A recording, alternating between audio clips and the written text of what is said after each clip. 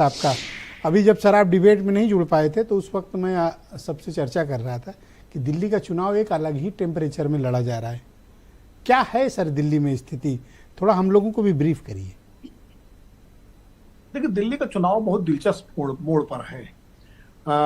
2015 और 2020 जैसा एक तरफा चुनाव नहीं है जो अभी समाजवादी पार्टी की प्रवक्ता महोदया कह रही थी कि एक तरफा है, 62+ सीटें हैं। तो एक तरफा अगर होता तो केजरीवाल जी ने ना 2015 में किसी को बुलाया था और ना 2020 में बुलाया था। लेकिन इस बार वो शत्रुघ्न सिन्हा को भी बुला रहे हैं तृणमूल कांग्रेस से, अखिलेश जी को भी बुला रहे हैं और मतलब तमाम सारे सहयोगी दलों का समर्थन भी जुटा रहे हैं। तो कहीं ना कहीं उनको भी लगता है कि इस बार पिच थोड़ी जो है टाइट है, और उस टाइट पिच पर क्योंकि भारतीय जनता पार्टी भी है और कांग्रेस भी सर सब लोग ये जानना चाहते हैं कितनी टाइट है चुनाव में। इस बार कांग्रेस भी थोड़ा जोर लगा रही है कि कुछ सीटों पर वो अपना प्रदर्शन अच्छा करे और वोट परसेंटेज बढ़ाए। तो अगर ट्रायंगुलर चुनाव होता है तो आम आदमी पार्टी, मैं नहीं करा कि हारने जीतने की मैं भविष्यवाणी नहीं कर रहा हूं, लेकिन यह है कि चुनाव फिर कांटे का होता जा रहा है। भाजपा ने भी इस बार चुनाव को विकेंद्रित कर दिया है।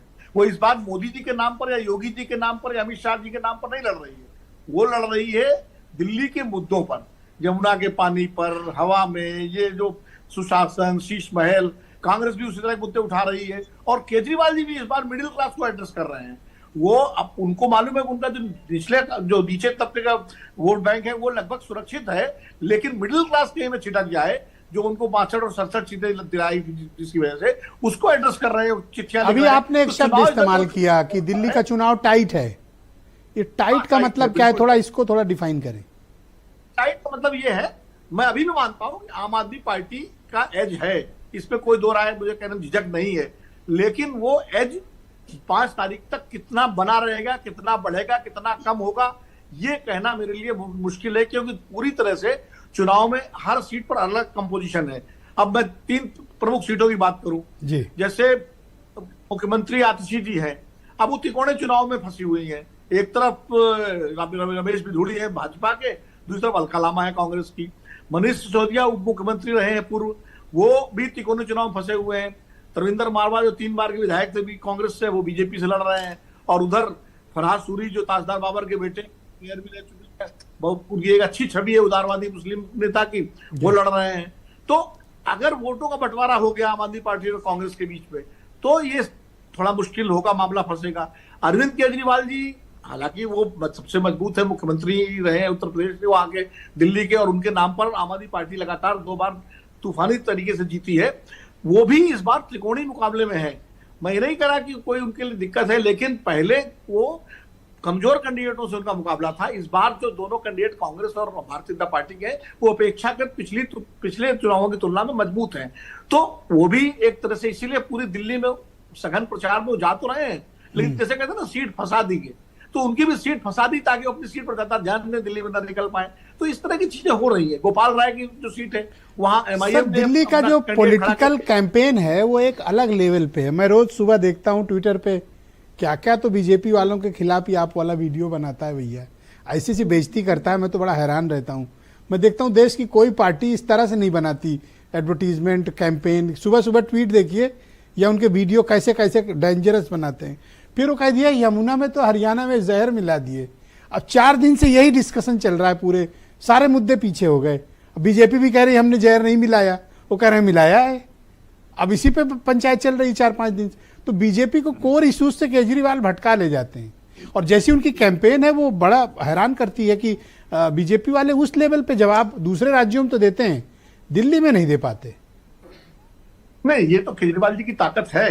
देखिए, केजरीवाल जी की ताकत ये है कि एक तो वो नैरेटिव अपने हिसाब से बनाते हैं जिसपे दूसरी पार्टियां खेलती हैं। जो देश के राष्ट्रीय स्तर पर मोदी जी करते हैं, दिल्ली में वो केजरीवाल जी करते हैं कि नैरेटिव बाकी रिस्पॉन्ड करती है। बीजेपी भी रिस्पॉन्ड कर रही है।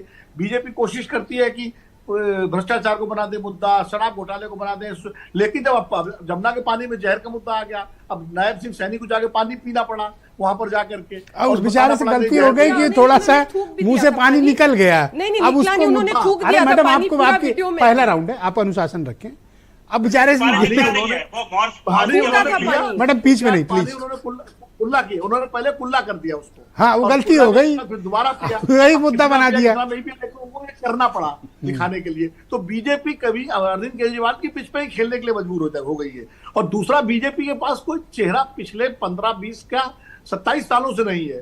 सुषमा स्वराज के जाने के बाद, हारने के बाद, खुराना और साहब सिंह वर्मा के मतलब जाने के बाद केजरीवाल के कोई टक्कर चेहरा का नहीं कोई है। रीजनल लीडर नहीं है जो उनको बीजेपी की तरफ से चुनौती दे। कोई नेता ऐसा नहीं है जो अरविंद केजरीवाल को सीधी चुनौती दे सके। और ये एक बीजेपी की कमजोरी है दिल्ली में, और यही कांग्रेस की भी कमजोरी है। लेकिन कांग्रेस तो चलिए लड़ाई में उतना उस तरह नहीं है, बीजेपी सामने है। ये बीजेपी की शुक्रिया बड़ी सर। कमजोरी प्रयोग करती रही, कभी किरण बेदी को, कभी मनोज तिवारी को, कभी डॉक्टर हर्षवर्धन को आधे अधूरे इस मत बार पे- कौन है सर, प्रवेश वर्मा को माने या फिर बाद में डिसाइड होगा? या देखिए ब्रिजेश जी, बीजेपी के नेतृत्व को आप जानते हैं, पहले तो बहुमत आ जाए, बहुमत आने के बाद फिर वो कोई, अब किसने सोचा था नहीं नहीं सर, वो नगीने ही ढूंढ के लाते हैं सर। मैं तो मतलब हाँ। मुझे पूरी आशा है कोई नगीना ही आएगा। कोई ऐसा नगीना आ जाए, परवेश जिसके बाद वर्मा हमको घर पे पता ना हो, किसी खजान से निकाल करके नहीं नहीं, वो निश्चित नगीना ले लाएंगे आए सर, बीजेपी। कोई शानदार नगीना क्या कहते हैं? ढूंढेंगे। जी हमारे साथ बने रहिए सर, डिबेट का दूसरा